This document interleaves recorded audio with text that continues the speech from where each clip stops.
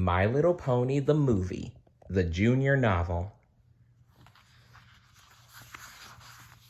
Chapter 7. Back in Canterlot, things had gotten worse than Twilight could even imagine. The storm creature warriors had rounded up every pony in the whole capital into groups, and they'd shackled their hooves together. Yeah, not only that, they put muzzles on all the ponies, and they even put some of them in cages. As the Storm King's prisoners, the little ponies were forced to march back and forth endlessly.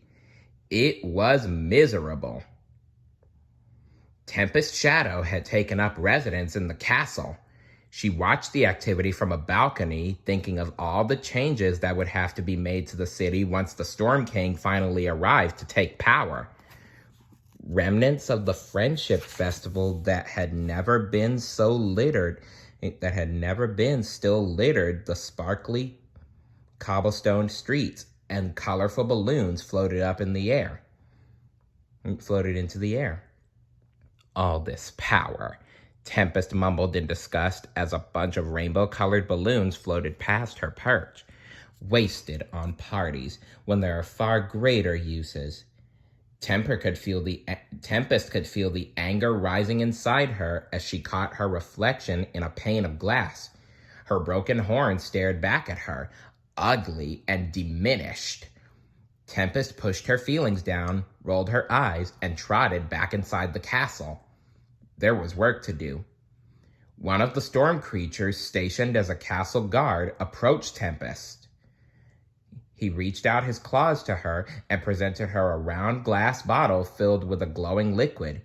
It pulsated with light and emitted a watery, high-pitched sound that echoed through the cavernous hall. "Well, answer it," Tempest barked. Sometimes she couldn't help feeling as though she was surrounded by incompetent oafs. Well, that's not very nice. They couldn't even accomplish the simplest tasks, answering a potion call. Oh, I see. It was kind of like answering a phone. The storm creature fumbled to uncork the bottle and poured it into a large basin, or whatever. Instantly, the liquid shot up into a vapory cylinder. In the mist, the image of the Storm King appeared. Oh dear. The frightening beast spun around in confusion. Where am I supposed to be looking? I never understand how this spell works. Tempest! The Storm King growled. Over here, Your Excellency, Tempest said patiently. She was used to her boss relying on her to accomplish even the smallest things. The Storm King was still spinning around, unable to locate her. Over here. Look to your right. Yep. Oh, there you are. Here's the deal. The Storm King waved his gnarled wooden staff at her. The crystal embedded at the top glinted in the projection's light.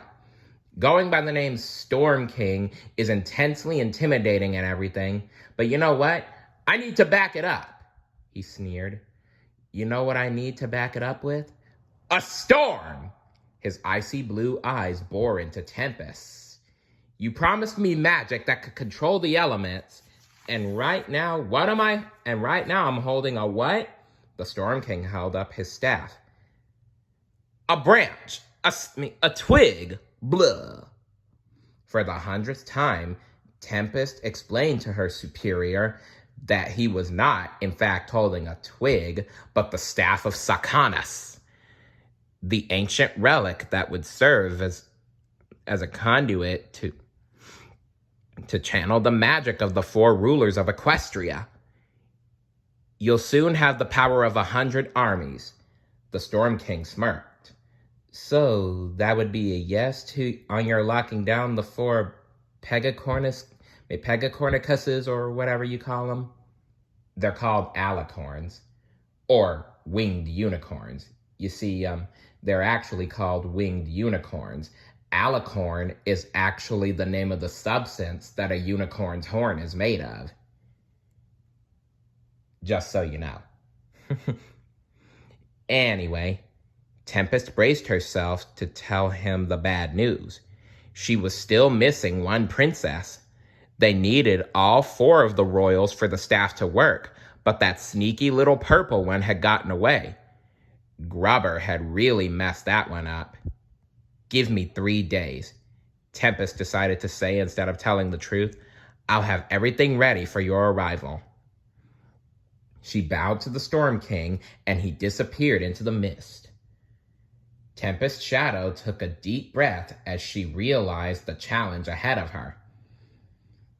She had better find that pony, and fast. Nothing was as important as that. Finding that princess was Tempest's only chance of getting back the one thing she desired most from the only creature who could give it to her. Because once he had the power of Equestria in his control, the Storm King was going to restore Tempest's broken horn, and her magic would return with it. Finally. "Prepare my ship," Tempest growled at her underlings. Her chipped horn sparked with tiny colored shocks of lightning. Then she narrowed her eyes, determined. "Please, how far can one little pony get on her own?" "Oh, you're mistaken, Tempest. Twilight is not on her own."